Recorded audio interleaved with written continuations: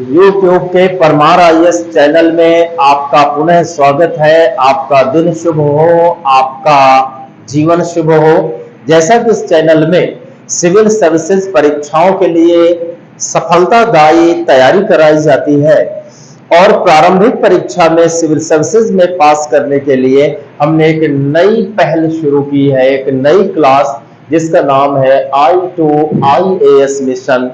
यानी मैं भी आईएएस, जो प्रतियोगी आईएएस बनना चाहते हैं उनको एक अच्छी गहन प्रणाली के आधार पर तैयारी शुरू करनी होगी।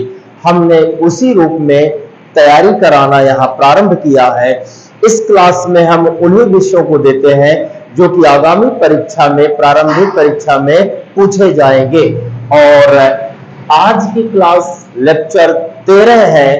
इस लेक्चर 13 में इतिहास विषय पर केंद्रित क्लास है और इस इतिहास में हम बंगाल के नवाब के बारे में अध्ययन करेंगे। बंगाल के नवाबों का कालक्रम हम देखेंगे।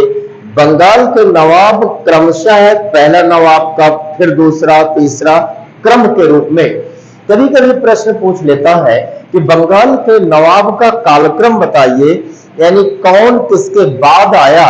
यदि आपका ये कालक्रम तैयार रहेगा तो आप ऐसे प्रश्नों का उत्तर जरूर सही कर लेंगे।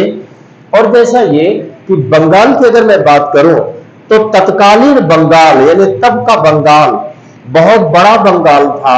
उसमें क्या क्या शामिल था? तो आज का बांग्लादेश शामिल था, आज का भारत का पश्चिमी बंगाल शामिल था, आज का भारत का उड़ीसा शामिल था, आज के भारत का बिहार शामिल था। तत्कालीन बंगाल बहुत बड़ा था जिसमें से 4 क्षेत्र शामिल थे। यानी यह है बांग्लादेश शामिल था, पश्चिम बंगाल शामिल था, बिहार शामिल था, उड़ीसा जिसे ओडिशा बोलने लगे हैं ये शामिल थे।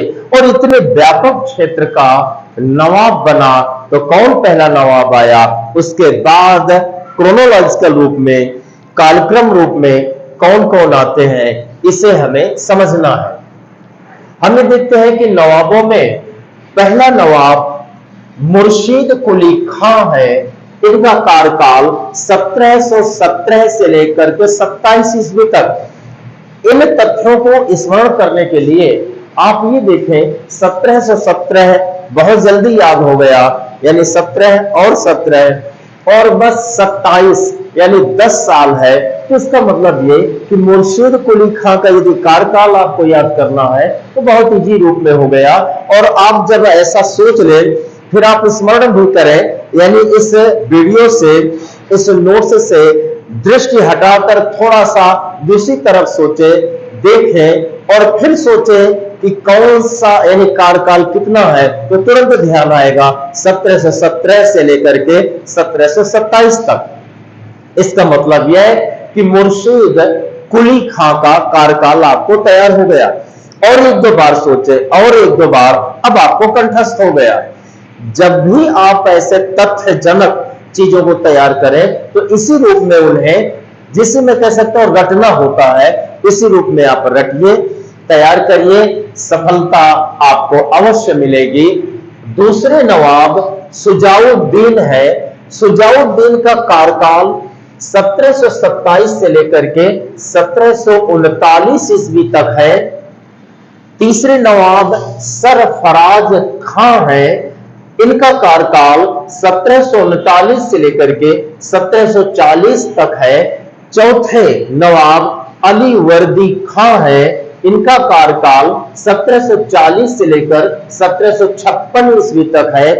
पांचवें नवाब सिराजुद्दौला है, जिनका कार्यकाल 1756 से लेकर के 1757 तक का है। छठे नवाब मीर जाफर है, जिनका कार्यकाल 1757 से लेकर 1760 ईस्वी तक है।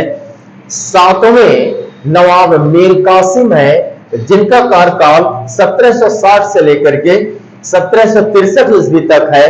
पुनः मीर जाफर आए और इनका कार्यकाल 1763 से लेकर 1765 ईस्वी तक है। नौवें नवाब नजमुद्दौला इनका कार्यकाल 1765 से लेकर के 1766 ईस्वी तक है। 10वें नवाब सैफुद्दौला का कार्यकाल 1766 से लेकर 1770 ईस्वी तक है।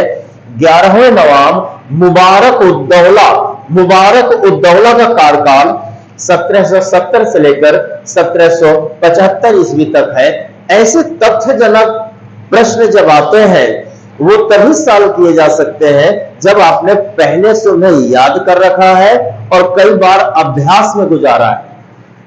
मेरे साथ इसे याद करिए और फिर चिंतन मंथन करें, रफ कॉपी लेकर के, नोटबुक लेकर के थोड़ा सा आप अभ्यास करें।